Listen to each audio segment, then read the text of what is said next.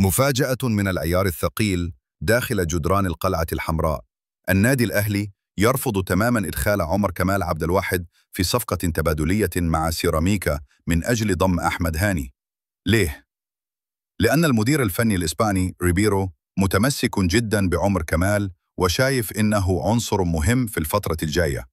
سيراميكا كان طالب اللاعب ضمن الصفقة، لكن الأهلي رد بالرفض القاطع، وبيفكر دلوقتي في تعويض الصفقة بمقابل مالي أو لاعبين تانيين، بس عمر كمال برا المعادلة. وعلى صعيد تاني، الفريق هيبدأ استعداداته للموسم الجديد يوم 14 يوليو، ومعسكر ناري في تونس من يوم 18، وثلاث مباريات ودية قوية، أولها يوم 21 قدام اتحاد قسنطينة الجزائري، وآخرها يوم 28 قدام النجم الساحلي في احتفالية مئوية النادي. الأهلي بيستعد والعيون كلها عليه.